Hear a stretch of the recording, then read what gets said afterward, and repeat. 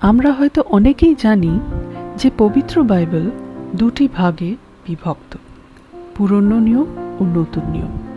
পুরনো নিয়মে পৃথিবীর সৃষ্টির ইতিহাস, বিভিন্ন সভ্যতার বিবরণ, মহান নবীদের কীর্তি এবং যিশুর আগমনের পূর্বে ইসরায়েলীয়দের জন্য নির্ধারিত বিধি বিধান বর্ণিত হয়েছে।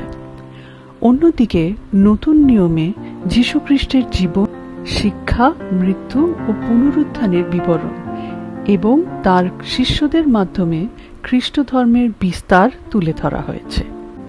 উইলিয়াম ক্যারি ছিলেন প্রথম ব্যক্তি যিনি নতুন নিয়মকে বাংলায় অনুবাদ করেন। কিন্তু পুরনো নিয়মের মধ্যে একটি অন্যতম গ্রন্থ হচ্ছে গীত সংহিতা, বা ইংলিশে যেটাকে সামস বলা হয়।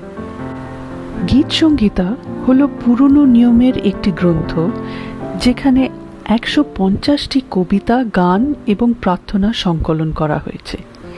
এই গীতগুলি শতাব্দীর পর শতাব্দী ধরে বিভিন্ন লেখক দ্বারা রচিত হয়েছে।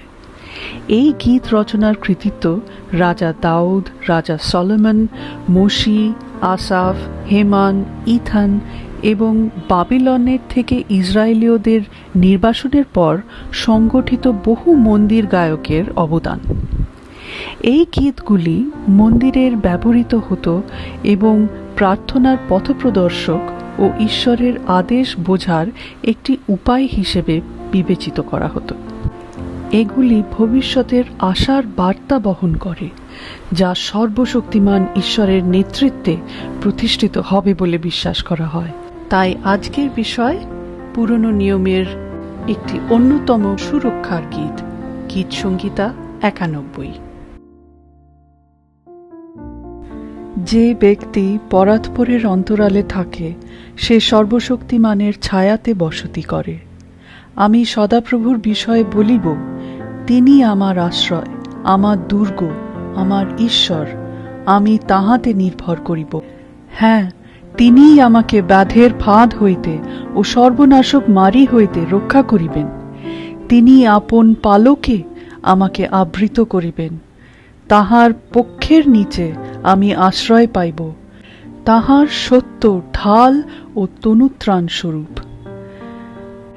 আমি ভীত হইব না রাত্রির ত্রাস হইতে, দিবসের উদীয়মান স্বর হইতে, তিমির বিহারী মারি হইতে, মধ্যাহ্নের সাংঘাতিক ব্যাধি হইতে। পড়িবে আমার পার্শ্বে সহস্রজন, আমার দক্ষিণে 10 সহস্রজন, কিন্তু উহা আমার নিকটে আসিবে না।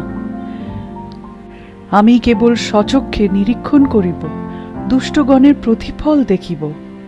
হ্যাঁ, সদাপ্রভু, তুমি আমার আশ্রয়, তুমি পরাৎপরকে আপনার বাসস্থান করিয়াছ। আমার কোনো বিপদ ঘটিবে না, কোনো উৎপাত আমার তাম্বুর নিকটে আসিবে না, কারণ তিনি আপন দূতগণকে আমার বিষয়ে আজ্ঞা দিবেন, যেন তাহারা আমার সমস্ত পথে আমাকে রক্ষা করেন। তাহারা আমাকে হস্তে করিয়া তুলিয়া লইবেন, পাছে আমার চরণে প্রস্তরের আঘাত লাগে। আমি সিংহ ও সর্পের উপর পা দিব, আমি যুব সিংহ ও নাগকে পদতলে দলিব। ঈশ্বর, তুমি আমাদের আশ্বস্ত করেছ। এই বলে সে আমাতে আসক্ত, তজ্জন্যে আমি তাহাকে বাঁচাইব। আমি তাহাকে উচ্চে স্থাপন করিব, কারণ সে আমার নাম জ্ঞাত হইয়াছে। সে আমাকে ডাকিবে, আমি তাহাকে উত্তর দিব।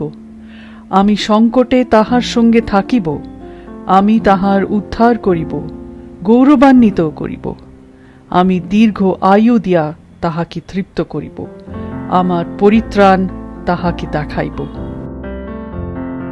তাই আমরা যেন কোনো কিছুতে ভয় না পাই, কারণ যিশু স্বয়ং ঈশ্বর আমাদের সঙ্গে আছেন সব সময়। ঈশ্বর আপনার মঙ্গল করুন।